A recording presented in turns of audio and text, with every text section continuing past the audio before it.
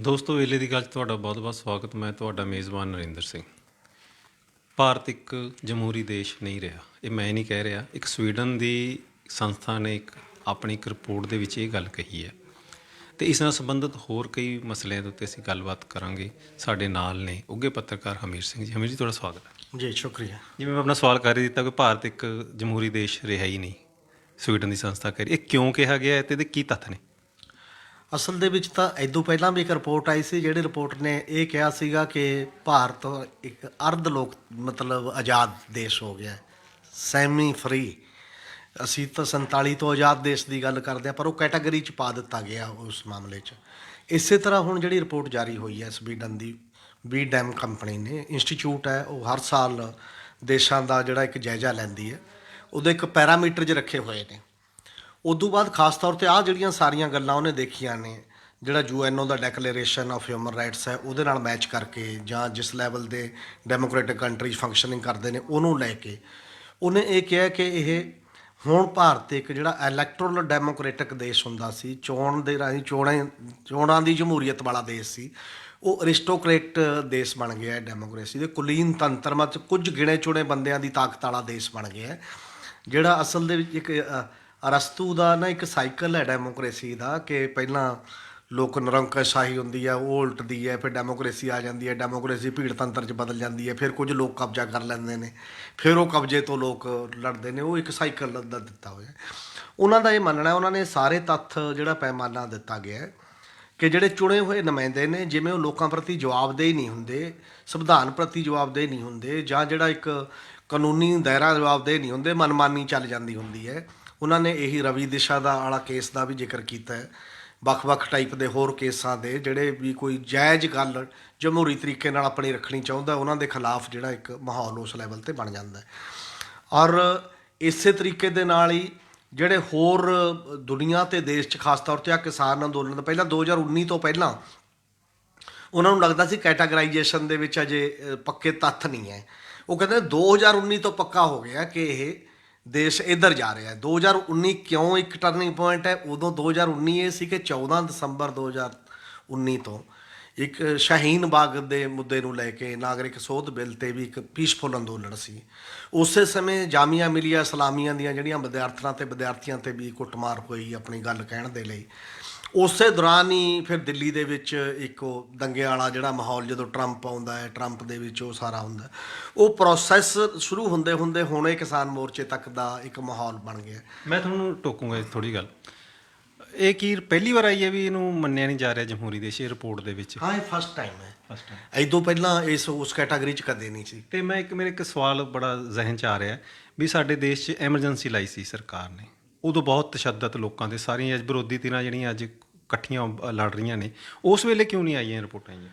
ਉਸ ਵੇਲੇ ਤਾਂ ਫਿਰ ਡਿਕਲੇਅਰਡ ਸੀ ਨਾ, ਉਹ ਤਾਂ ਰਿਹਾ ਹੀ ਨਹੀਂ ਡੈਮੋਕ੍ਰੇਸਿਕ ਦੇਸ਼ ਉਸ ਸਮੇਂ। ਤਾਂ 19 ਮਹੀਨਿਆਂ ਦੀ ਡੈਮੋਕ੍ਰੇਸੀ, ਜਦੋਂ ਤੁਸੀਂ ਮਤਲਬ ਐਲਾਨੀਆਂ ਐਮਰਜੈਂਸੀ ਲਾਤੀ, ਫਿਰ ਤਾਂ ਤੁਸੀਂ ਆਟੋਮੈਟਿਕਲੀ ਇਲੈਕਟੋਰਲ ਡੈਮੋਕ੍ਰੇਸੀ ਨਹੀਂ ਰਹੇ, ਉਹ ਤਾਂ ਤਾਨਾਸ਼ਾਹ ਹੋ ਗਿਆ। ਇਸੇ ਲਈ ਲੋਕਾਂ ਨੇ ਉਹਦੇ ਖਿਲਾਫ ਜਦੋਂ ਰਹੀ ਇਲੈਕਟੋਰਲ ਡੈਮੋਕ੍ਰੇਸੀ 'ਚ ਆ ਗਏ ਲੋਕ। ਹੁਣ ਇਹ ਇਸ ਲਈ ਖਤਰਨਾਕ ਹੈ ਕਿ ਡੈਮੋਕ੍ਰੇਸੀ ਵੀ ਡਿਕਲੇਅਰ ਬਣੀ ਹੈ ਐਮਰਜੈਂਸੀ, ਪਰ ਹਾਲਾਤ ਉਹਦੇ ਤੋਂ ਵੀ ਕਈ ਵਾਰ ਜਦੋਂ ਬਦਤਰ ਹੁੰਦੇ ਨੇ, ਤਾਂ ਇਹ ਇਹੋ ਜਿਹਾ ਇੱਕ ਐਲਾਨ ਆਉਂਦਾ ਕਿ ਹੁਣ ਇਹੋ ਜਿਹਾ ਇੱਕ ਮਾਹੌਲ ਬਣਦਾ ਜਾ ਰਿਹਾ, ਜਿਹਨੂੰ ਚੁਣਾਵੀ ਉਸ ਲੈਵਲ 'ਤੇ ਨਹੀਂ ਕਿਹਾ ਜਾਂਦਾ। ਹਾਲਾਂਕਿ ਚੋਣਾਂ ਦੇ ਜਿਹੜੇ ਪ੍ਰੋਸੈਸ ਨੇ ਸਾਡੇ, ਚੋਣਾਂ ਕਿਵੇਂ ਹੁੰਦੀਆਂ ਨੇ, ਚੁਣੇ ਹੋਏ ਨੁਮਾਇੰਦੇ ਕਿਵੇਂ ਵਿਵਹਾਰ ਕਰਨ, ਉਹ ਸਾਰੇ 'ਤੇ ਦੇਸ਼ ਦੇ ਵਿੱਚ ਵੀ ਇੱਕ ਚਰਚਾ ਦਾ ਮਾਹੌਲ ਇਦੋਂ ਪਹਿਲਾਂ ਹੀ ਹੈ, ਜਿਹੜਾ ਵੱਖ-ਵੱਖ ਟਾਈਪ ਦੇ ਜਦੋਂ ਚੋਣਾਂ ਵੋਟਾਂ ਪੈ ਜਾਂਦੀਆਂ ਨੇ, ਕੋਈ ਕਾਸੇ ਚੀਜ਼ 'ਤੇ ਕਹਿੰਦਾ ਵੀ ਮੇਰੇ ਨਾਲ ਫੇਰਾ ਫੇਰੀ ਹੋ ਗਈ, ਕੋਈ ਕਾਸੇ 'ਤੇ ਚੋਣਾਂ ਨਿਰਪੱਖ ਨੇ, ਫੇਅਰ ਨੇ, ਨਹੀਂ ਨੇ। ਇਹਦੇ 'ਤੇ ਵੀ, ਇਹਦੇ ਵਿੱਚ ਉਹਨੇ ਇੰਸਟੀਚਿਊਸ਼ਨਜ਼ ਦੀ ਵੀ ਗੱਲ ਕੀਤੀ ਹੈ। ਉਹ ਕਹਿੰਦੇ ਨੇ ਵੀ ਜਿਹੜੇ ਇੰਸਟੀਚਿਊਸ਼ਨਜ਼ ਨੇ, ਸੰਸਥਾਵਾਂ ਨੇ ਵੱਡੀਆਂ, ਜਿਹਦੇ 'ਚ ਇਲੈਕਸ਼ਨ ਕਮਿਸ਼ਨ ਦਾ ਜ਼ਿਕਰ ਕੀਤਾ ਖਾਸ ਤੌਰ 'ਤੇ, ਕਿ ਇਹ ਸਾਰੀਆਂ ਸੰਸਥਾਵਾਂ ਵੀ ਜਿਹੜੀ ਕਾਰਜਪਾਲਕ ਹੈ, ਐਗਜੈਕਟਿਵ ਹੈ, ਪੋਲੀਟੀਕਲ ਐਗਜੈਕਟਿਵ, ਉਹਦੇ ਹੇਠ ਨਤਮਸਤਕ ਹੋ ਗਈਆਂ। ਉਹ ਵੀ ਆਪਣੀ ਜ਼ਿੰਮੇਵਾਰੀ ਆਜ਼ਾਦ ਸੰਸਥਾ ਦੇ ਤੌਰ 'ਤੇ ਨਿਭਾਉਣ ਦੇ ਕਾਬਲ ਨਹੀਂ ਹੈ। ਇਸ ਕਰਕੇ ਇਹ ਜ਼ਿਆਦਾ ਇੰਪੋਰਟੈਂਟ ਗੱਲ ਹੈ ਕਿ ਉਹਨੇ ਸੰਸਥਾਵਾਂ ਦੇ ਵਿੱਚ ਜਿਹੜੀ ਗਿਰਾਵਟ ਆਈ ਹੈ ਕੰਮ ਕਰਨ ਦੇ ਵਿੱਚ, ਸੰਵਿਧਾਨਕ ਸੰਸਥਾਵਾਂ ਵਿੱਚ, ਉਹਨੂੰ ਨੋਟ ਕੀਤਾ। ਨਹੀਂ ਹਮੀਰ ਜੀ, ਮੇਰੀ ਇੱਕ ਸਵਾਲ ਉੱਠਦਾ, ਕੁਲੀਨ ਤੰਤਰ ਦੀ ਗੱਲ ਕੀਤੀ ਹੈ। ਅਸੀਂ ਜੇ ਦੇਖੀਏ, ਜੇ ਕਾਂਗਰਸ ਦਾ ਰਾਜ ਰਿਹਾ 60-65 ਸਾਲ, ਉਸ ਵੇਲੇ ਇੱਕ ਪਰ ਫੈਮਿਲੀ ਦੀ ਹਕੂਮਤ ਰਹੀ ਆ, ਉਹੀ ਬੰਦੇ ਉਹਨਾਂ ਦੇ ਪਰਿਵਾਰ ਦੇ ਸੱਤਾ 'ਚ ਆਉਂਦੇ ਸੀ, ਉਹੀ ਇੰਡਸਟਰੀਅਲਿਸਟ ਚੱਲਦੇ ਸੀਗੇ, ਉਦੋਂ ਤਾਂ ਵੀ ਸੀਗਾ। ਨਹੀਂ, ਉਹ ਅਲੱਗ-ਅਲੱਗ ਪੈਮਾਨੇ ਨੇ ਨਾ ਸਾਰੇ, ਕਿੰਨੇ ਹੀ ਨੇ। ਉਦੋਂ ਸੰਸਥਾਵਾਂ ਕਿਵੇਂ ਕੰਮ ਕਰਦੀਆਂ ਨੇ, ਜੁਡੀਸ਼ਰੀ ਦਾ ਕੀ ਰੋਲ ਹੈ, ਸੰਵਿਧਾਨਕ ਸੰਸਥਾਵਾਂ ਦਾ ਕੀ ਰੋਲ ਹੈ, ਲੋਕਾਂ ਦਾ ਕੀ ਰੋਲ ਹੈ, ਚੋਣ ਪ੍ਰਕਿਰਿਆ ਦੇ ਵਿੱਚ ਕਿਸ ਲੈਵਲ ਤੇ ਲੋਕ ਆਉਂਦੇ ਨੇ ਕਿਸ ਤਰ੍ਹਾਂ। ਔਰ ਉਹ ਜਿਹੜੀ ਇੱਕ ਕਮੀ ਵੀ ਆਉਂਦੀ ਹੈ ਹੌਲੀ ਹੌਲੀ, ਐ ਨਹੀਂ ਕਿ ਤੁਰੰਤ ਹੋਣੇ ਆ ਗਈ ਕਮੀ, ਹੌਲੀ ਹੌਲੀ ਇੱਕ ਪ੍ਰੋਸੈਸ ਰਾਹੀਂ ਆਉਂਦੀ ਹੈ। ਪਰ ਉਹ ਕਹਿੰਦੇ ਨੇ 2014 ਤੋਂ ਬਾਅਦ ਇਹ ਇੰਨੀ ਤੇਜ਼ੀ ਨਾਲ ਬਦਲਿਆ ਮਾਹੌਲ, ਖਾਸ ਤੌਰ ਤੇ 19 ਚਾਹੁੰਦੇ ਆਉਂਦੇ ਹੋਰ ਜ਼ਿਆਦਾ ਸ਼ਿਫਟ ਚੇਂਜ ਹੋ ਗਈ ਹੈ। ਉਹਦੇ ਨਤੀਜੇ ਵਜੋਂ ਉਸ ਕੈਟਾਗਰੀ 'ਚ ਜਾ ਕੇ ਪਾਉਣਾ ਜ਼ਰੂਰੀ ਹੋ ਗਿਆ। ਨਹੀਂ ਤਾਂ ਠੀਕ ਹੈ, ਚੱਲਦਾ ਕਿ ਕੋਈ ਇੱਧਰ ਨੈਗੇਟਿਵ ਹੋ ਗਿਆ, ਦੂਸਰੇ ਪਾਸੇ ਨਾਲ ਕੋਈ ਪੋਜ਼ੀਟਿਵ ਵੀ ਹੋ ਜਾਂਦਾ ਹੈ, ਕਿਤੇ ਹੋਰ ਵੀ ਹੋ ਜਾਂਦਾ ਹੈ। ਔਰ ਇਹ ਇੱਕ ਬੜਾ ਵੱਡਾ ਕੁਐਸਚਨ ਹੈ, ਸਵਾਲੀਆ ਨਿਸ਼ਾਨ ਹੈ ਸਾਡੀਆਂ ਇੰਸਟੀਚਿਊਸ਼ਨ 'ਤੇ, ਅਸਲ 'ਚ ਸੰਸਥਾਵਾਂ 'ਤੇ, ਕਿ ਉਹ ਜਦੋਂ ਆਪਣਾ ਰੋਲ ਨਹੀਂ ਨਿਭਾਉਂਦੀਆਂ, ਉਹ ਜਿਵੇਂ ਏਜੰਸੀਆਂ ਨੇ ਸਾਰੀਆਂ, ਉਹ ਸਰਕਾਰ ਜਿਵੇਂ ਵਰਤ ਰਹੀ ਹੈ ਵੱਖ-ਵੱਖ ਲੋਕਾਂ ਦੇ ਖਿਲਾਫ, ਜਿਵੇਂ ਚੋਣ ਕਮਿਸ਼ਨ ਤੇ ਵੀ ਐਲੀਗੇਸ਼ਨ ਲੱਗ ਰਿਹਾ ਵੀ ਗੌਰਮੈਂਟ ਆਫ ਇੰਡੀਆ ਜਦੋਂ ਡੇਟਾ ਕਹਿੰਦੀ ਹੈ ਉਹਦੇ ਮੁਤਾਬਕ ਡੇਟਾ ਅਨਾਉਂਸ ਹੋ ਜਾਂਦੀਆਂ ਨੇ, ਜਦੋਂ ਨਹੀਂ ਕਹਿੰਦੀ ਉਹਦੇ ਮੁਤਾਬਕ ਹੋ ਜਾਂਦੀਆਂ ਨੇ। ਜਿਸ ਤਰ੍ਹਾਂ ਜੁਡੀਸ਼ੀਅਲ ਸੈਟਅਪ ਦੇ ਵਿੱਚ ਵੀ ਸਵਾਲ ਉੱਠਣ ਲੱਗੇ ਨੇ, ਅਲੱਗ-ਅਲੱਗ ਤਰ੍ਹਾਂ ਦੀਆਂ ਜਿਹੜੀਆਂ ਸੰਸਥਾਵਾਂ 'ਤੇ ਸਵਾਲ ਉੱਠ ਰਹੇ ਨੇ, ਉਹਨਾਂ ਨੇ ਨੋਟ ਕੀਤਾ ਆਪਣੇ ਇੱਕ ਪ੍ਰੋਫੈਸ਼ਨਲ ਪੈਮਾਨੇ ਦੇ ਤਹਿਤ। ਅਮੀਰ ਜੀ, ਹੁਣ ਆਪਾਂ ਲੋਕਤੰਤਰ ਦੀ ਗੱਲ ਕੀਤੀ। ਲੋਕਤੰਤਰ ਦਾ ਮਤਲਬ ਅਸੀਂ ਬੰਦਿਆਂ ਨੂੰ ਚੁਣ ਕੇ ਅੱਗੇ ਭੇਜਦੇ ਹਾਂ ਅਤੇ ਉਹ ਸਾਡੇ ਨੁਮਾਇੰਦੇ ਬਣਦੇ ਆ ਸਾਡੀਆਂ ਸਮੱਸਿਆਵਾਂ। ਅਤੇ ਮਸਲਾ ਤਾਂ ਸਾਰਾ ਫਿਰ ਇੱਥੇ ਆ ਗਿਆ ਵੀ ਸਾਨੂੰ ਚੋਣ ਸੁਧਾਰਾਂ ਦੀ ਬਹੁਤ ਲੋੜ ਹੈ। ਅਤੇ ਇਹ ਸੁਧਾਰਾਂ ਦੀ ਗੱਲ ਪਹਿਲਾਂ ਵੀ ਚੱਲਦੀ ਰਹੀ ਹੈ, ਵਿੱਚ ਵੀ ਚੱਲ ਪੈਂਦੀ ਹੈ ਅਤੇ ਰੁਕ ਵੀ ਜਾਂਦੀ ਹੈ। ਕਾਰਨ ਕੀ ਨੇ ਸਾਰੇ? ਬਿਲਕੁਲ, ਇਹ ਬਹੁਤ ਬੜਾ ਸਵਾਲ ਹੈ, ਕਿਉਂਕਿ ਜੇ ਟੂਰਨਾਮੈਂਟ ਵੀ ਹੁੰਦੇ ਹੁਣ ਖੇਡਾਂ ਦਾ ਵੀ, ਉਹਦੇ ਨਿਯਮ ਜਿਹੜੇ ਹੁੰਦੇ ਨੇ ਉਹ ਬਹੁਤ ਇੰਪੋਰਟੈਂਟ ਨੇ, ਜਿਹੜੇ ਗੇਮ ਦੇ ਰੂਲ ਨੇ ਆਪਾਂ ਕਹਿੰਦੇ ਹਾਂ। ਅਤੇ ਕਈ ਵਾਰ ਉਹ ਰੂਲ ਹੀ ਤੁਹਾਨੂੰ ਕਿਸੇ ਨੂੰ ਜਿੱਤਣ ਅਤੇ ਹਾਰਨ ਲਈ ਮਜਬੂਰ ਕਰ ਦਿੰਦੇ ਨੇ। ਸਪੋਜ਼ ਕਰੋ, ਮੈਂ ਕਈ ਵਾਰ ਇੱਕ ਐਗਜ਼ਾਮਪਲ ਦਿੰਦਾ, ਜਦੋਂ ਹਾਕੀ ਸਾਡੇ ਵਰਗੇ ਕੰਟਰੀ ਦੀ ਜਿੱਤ ਜਾਂਦੀ ਸੀ, ਅਤੇ ਜਦੋਂ ਗੇਮ ਦਾ ਰੂਲ ਇਹ ਬਣਾਤਾ ਵੀ ਇਹ ਹਾਕੀ ਹੁਣ ਅੱਗੇ ਨੂੰ ਨਾ ਨਾਰਮਲ ਗਰਾਊਂਡਾਂ 'ਚ ਨਹੀਂ ਖੇਡੀ ਜਾਊਗੀ, ਉਹ ਐਸਟ੍ਰੋਟਰਫ 'ਤੇ ਖੇਡੀ ਜਾਵੇਗੀ, ਤਾਂ ਬਹੁਤ ਗਰੀਬ ਦੇਸ਼ਾਂ ਲਈ ਪੰਗਾ ਖੜਾ ਹੋ ਗਿਆ, ਕਿਉਂਕਿ ਉਨੀ ਕਾਸਟਲੀ ਗਰਾਊਂਡ ਜਾਂ ਉਸ ਲੈਵਲ ਦੀ ਟ੍ਰੇਨਿੰਗ ਉਹ ਨਹੀਂ ਹੁੰਦੀਆਂ ਬੜੀ ਵਾਰ ਜਿਹੜੀਆਂ ਚੀਜ਼ਾਂ ਨੇ। ਉਸੇ ਤਰੀਕੇ ਨਾਲ ਅਸੀਂ ਕਾਨੂੰਨ ਦੇ ਪੱਖ ਤੋਂ ਸਾਰੇ ਲੋਕਾਂ ਨੂੰ ਬਰਾਬਰੀ ਦਿੱਤੀ ਹੋਈ ਹੈ, ਸੰਵਿਧਾਨ ਦੇ ਪੱਖ ਤੋਂ। ਜਿਹੜਾ 18 ਸਾਲ ਦਾ ਹੋ ਗਿਆ, ਬਿਨਾਂ ਜਾਤ ਧਰਮ, ਕਿਸੇ ਇਲਾਕੇ, ਕਿਸੇ ਦੇ ਵਿਤਕਰੇ ਤੋਂ ਸਭ ਨੂੰ ਵੋਟ ਪਾਉਣ ਦਾ ਹੱਕ ਹੈ ਅਤੇ ਸਭ ਨੂੰ ਖੜੇ ਹੋਣ ਦਾ ਹੱਕ ਹੈ। ਪਰ ਚਲਦੇ ਚਲਦੇ ਸਾਡੀ ਚੋਣ ਪ੍ਰਕਿਰਿਆ ਇੰਨੀ ਮਹਿੰਗੀ ਹੋ ਗਈ, ਉਹ ਇੰਨੀ ਮਹਿੰਗੀ ਹੋਣ ਦੇ ਕਰਕੇ ਫਿਰ ਜਿਹੜਾ ਬੰਦਾ ਵੈਸੇ ਹੀ ਹੈ ਆਪਣੀ ਰੋਜੀ ਰੋਟੀ ਮਸਾਂ ਕਮਾਉਂਦਾ, ਲਗਭਗ ਜੇ ਮੈਂ ਕਹਾਂ ਕਿ 90% ਲੋਕ ਤਾਂ ਸੁਪਨਾ ਹੀ ਉਹਨਾਂ ਦੇ ਦਿਮਾਗ 'ਚੋਂ ਚਲਾ ਗਿਆ ਕਿ ਆਪਾਂ ਕਦੇ ਚੋਣ ਲੜ ਸਕਦੇ ਹਾਂ ਜਾਂ ਆਪਾਂ ਖੜੇ ਹੋ ਸਕਦੇ ਹਾਂ। ਉਹ ਚਰਚਾ ਕਰ ਸਕਦੇ ਨੇ ਕੌਣ ਖੜਾ ਹੋਊਗਾ ਉਹਦੇ 'ਚੋਂ। ਹੁਣ ਇਹਦੇ 'ਚ ਦਿੱਕਤ ਕਿੱਥੇ ਹੈ? ਦਿੱਕਤ ਉਸ ਕਾਨੂੰਨ ਦੇ ਵਿੱਚ ਹੀ ਹੈ। ਤੁਸੀਂ ਇੱਕ ਲਿਮਟ ਲਾ ਦਿੰਦੇ ਹੋ ਕਿ MLA ਲਈ 40 ਲੱਖ ਰੁਪਇਆ ਅਤੇ ਇੱਕ ਮੰਨ ਲਓ MP ਲਈ 70 ਲੱਖ ਰੁਪਏ ਦੀ ਤੁਸੀਂ ਇੱਕ ਨਿੱਜੀ ਲਿਮਟ ਲਾਈ ਹੋਈ ਹੈ, ਇਸ ਤੋਂ ਵੱਧ ਤੁਸੀਂ ਖਰਚ ਨਹੀਂ ਕਰ ਸਕਦੇ। ਵੈਸੇ ਤਾਂ ਉਹ ਵੀ ਕਿਉਂ ਆ, ਜਿਹਦੇ ਕੋਲ 70 ਲੱਖ ਹੋਊ 40 ਲੱਖ ਹੋਊ ਤਾਂ ਹੀ ਚੋਣ ਲੜ ਸਕਦਾ, ਉਦੋਂ ਘੱਟ ਨਹੀਂ। ਅਤੇ ਇਸ ਤੋਂ ਬਾਅਦ ਪਾਰਟੀ 'ਤੇ ਖੁੱਲ੍ਹੀ ਛੁੱਟੀ ਹੈ, ਜਿੰਨਾ ਮਰਜ਼ੀ ਖਰਚ ਕਰਦੇ ਹੋ। ਤਾਂ ਫਿਰ ਸੰਵਿਧਾਨ ਸਾਹਮਣੇ ਬਰਾਬਰੀ ਦਾ ਜਿਹੜਾ ਸਵਾਲ ਹੈ, ਅਤੇ ਇੱਕ ਬੰਦਾ ਅਮਨ ਮੱਤੇ ਪੈਸੇ ਖਰਚ ਕਰ ਦੂਗਾ ਅਤੇ ਦੂਜਾ ਬੰਦਾ ਬਿਲਕੁਲ ਹੀ ਉਹਦੇ ਜੋਗਾ ਨਹੀਂ, ਉਹ ਆਪਣੀ ਪ੍ਰਚਾਰ ਕਰਨਾ ਚਾਹੁੰਦਾ, ਅਤੇ ਉਹਦੇ ਲਈ ਜਗ੍ਹਾ ਕਿੱਥੇ ਹੈ? ਉਹਨਾਂ ਨੂੰ ਤੁਸੀਂ ਵੈਸੇ ਹੀ ਬਾਹਰ ਕੱਢਤਾ। ਫਿਰ ਕ੍ਰਿਮੀਨਲ ਆਉਣਾ ਇਹਦੇ 'ਚ, ਕ੍ਰਿਮੀਨਲ ਟਾਈਪ ਦੇ ਬੰਦੇ MP ਬਣਨੇ, MLA ਬਣਨੇ, ਬਾਕੀ ਦੀਆਂ ਚੀਜ਼ਾਂ ਉਸ ਲੈਵਲ 'ਤੇ ਇਨਵਾਇਰਨਮੈਂਟ ਹੋਣਾ।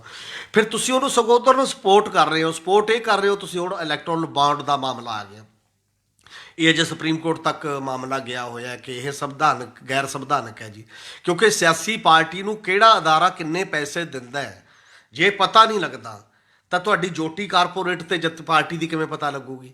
ਉਹ ਮੇਨ ਵੱਡੀ ਪਾਰਟੀਆਂ ਨੂੰ ਐ ਫੰਡਿੰਗ ਕਰਦੇ ਨੇ ਅਤੇ ਉਸ ਤੋਂ ਬਾਅਦ ਫਿਰ ਉਹ ਪਾਲਿਸੀ ਚੇਂਜ ਹੋ ਜਾਂਦੀ ਹੈ ਟੋਟਲੀ ਸੈਟਅਪ ਦੇ ਵਿੱਚ।